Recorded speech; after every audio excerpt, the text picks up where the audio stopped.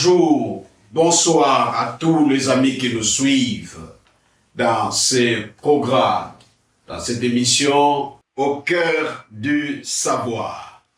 Aujourd'hui, nous allons partager un sujet qui est très important et j'aimerais que tous les jeunes puissent prêter attention et même les vieilles personnes car c'est très important.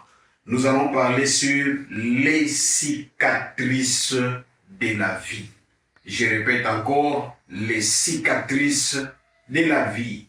Et j'ai basé ces messages sur le passage de Luc chapitre 22, verset 48. Une histoire très bien connue où je lis, la Bible nous dit, et Jésus lui dit, Judas, c'est par un baiser que tu livres le Fils de l'homme. Cela me rappelle, j'avais fait une série bien longtemps sur c'est par un baiser. Quand j'ai développé la réalité sur les cicatrices de la vie. Nous connaissons bel et bien l'histoire de Judas Iscariote quand il a livré Jésus-Christ de Nazareth et pendant qu'il est présenté auprès des gens pour que Jésus puisse aller être crucifié, il est venu embrasser Jésus. En embrassant Jésus, Jésus lui a dit, Judas, c'est par un baiser que tu livres le Fils de l'homme. Donc Jésus n'a pas été livré manifestement par une forme de trahison, mais Judas a utilisé le baiser. Cependant, il livrait le Fils de l'homme. Et pendant que Jésus allait à la croix, il y avait beaucoup de femmes qui étaient en train de pleurer, se lamenter. Vraiment un homme de bien, comment on peut le faire comme ça? Pendant que les femmes se lamentaient, la Bible dit Jésus, avec la douleur de la croix, il regarda les femmes et dit, femmes, ne pleurez pas pour moi, mais pleurez pour vous et vos enfants.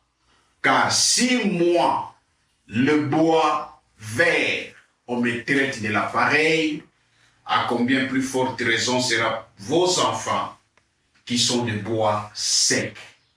Par là, Jésus voulait parler. Il a passé un message pour dire que c'est la voie que tout humain qui veut aller à la grandeur. Parce que, allant à la croix, Jésus allait vers le chemin de sa grandeur.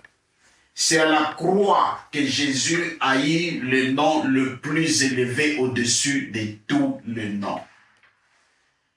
Si moi, le bois vert, on me traite de l'appareil, et là Jésus était rempli de blessures.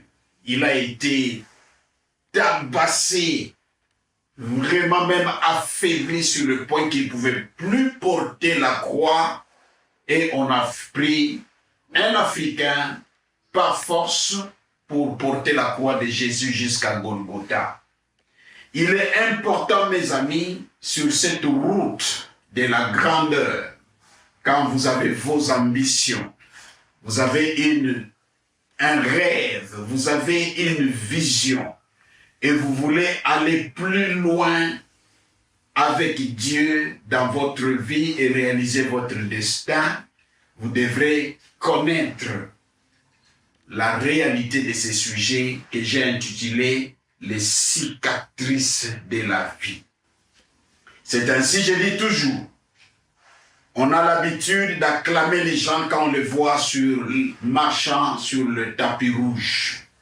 Mais ce qu'on ne réalise pas, l'homme qui marche sur ce tapis rouge, c'est un homme rempli de cicatrices de la vie. Donc, très souvent, nous aimons, nous envions. Je vais devenir ministre, je vais devenir président, je vais devenir un grand businessman, je vais devenir un grand pasteur, je vais devenir une grande femme, un grand homme. Sur la planète Terre, la réalité qu'il faut connaître, on ne peut jamais devenir grand sans des blessures. Alors ces blessures-là, une fois guéries, vont laisser des cicatrices. Chaque fois que vous voyez des cicatrices dans le corps de quelqu'un, c'est toute une histoire. La personne te dira, j'étais parti, il y a eu quelque chose s'est passé, je m'étais blessé, c'est ainsi. Il y a cette cicatrice. Alors c'est très important de comprendre que on ne peut jamais rêver, jamais imaginer. S'il vous plaît, à tous les jeunes qui me suivent, n'imaginez jamais la grandeur sans pour autant accepter de prendre cette route des cicatrices. Le Seigneur Jésus même lui-même nous a dit, si moi le bois vert, donc un innocent, un parfait du ciel, mais il a été trahi par un baiser et par quelqu'un qui il avait réellement fait beaucoup de choses pour Judas. Jésus était tout pour Judas. Mais par le baiser, le Fils de l'homme a été trahi. Alors c'est très important. C'est ainsi, je dis toujours, on ne vieillit pas dans la vie parce que l'âge a avancé. Mais très souvent, on vieillit quand on craint, on est attaché aux déceptions du passé.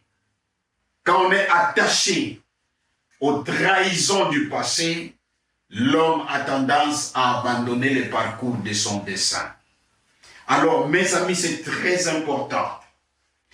Par là, avec ces sujets, j'encourage tout un chacun. Si tu veux aller plus loin sur cette planète des humains, il faut apprendre à pardonner.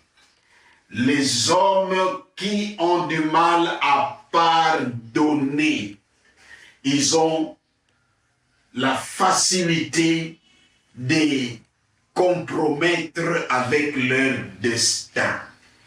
On ne pardonne pas parce qu'on est faible, mais on pardonne parce qu'on veut se libérer du passé, se libérer de déception, se libérer de trahison, afin de rester léger pour la continuité de la course. Le pardon, comme Jésus l'a amené, c'est Jésus qui a amené la notion du pardon sur cette planète. Il dit, il vous a été enseigné. Faites du mal à tous ceux qui vous ont fait du mal. Mais Jésus dit, moi, je vous dis, aimez vos ennemis. Pardonnez tous ceux qui vous font du mal. La notion du pardon est très capitale pour ces sujets de cicatrices de la vie. Il faut apprendre à pardonner. Et quand on pardonne pour son propre compte. Je te pardonne, tu m'as fait du mal, mais je te pardonne parce que je vais continuer ma course. Alors c'est très important. À tous les jeunes qui me suivent, apprenez à pardonner et vous allez rester léger pour votre course de la vie. À toutes les jeunes personnes qui me suivent, s'il vous plaît, vous risquez de vieillir et de partir si vite si vous n'apprenez pas à pardonner les gens qui vous ont fait du mal et du tort dans le passé. Ça, c'est très important. Et deuxième élément, il faut apprendre à oublier. Parce qu'il y a des gens qui ont dans leur vie la liste noire. Ils marchent toujours avec une liste noire. Tel m'a fait du mal, tel m'a fait du mal, tel m'a fait du mal. Et chaque fois que tu écoutes ce nom-là, tu sens comme si tu n'es pas encore déconnecté avec ton passé. Dieu merci, quand quelqu'un est blessé, les cicatrices sont là visibles, mais ça ne fait plus mal au corps de la personne qui a été blessée.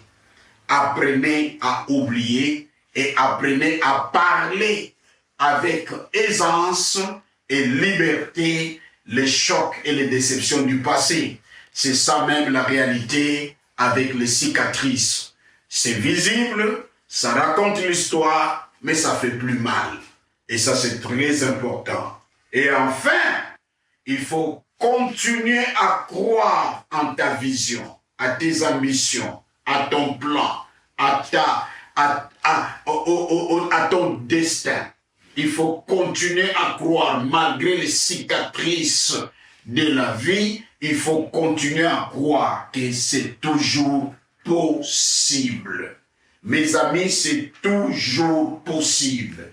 D'ailleurs, je termine en disant, les voies de Dieu sont tellement merveilleuses dans le sens que peut-être Dieu utilise toujours de mauvaises personnes ou permet, pour ne pas dire utiliser, permet que nous rencontrions de mauvaises personnes avant de rencontrer de bonnes. Et quand on rencontre de bonnes personnes après avoir connu des déceptions, des chocs, et nous apprenons maintenant à apprécier les bonnes personnes comme des dons venant du ciel. Mes amis, vous avez été trahis, vous avez été découragés par les circonstances de la vie, mais j'aimerais vous dire que c'est encore possible.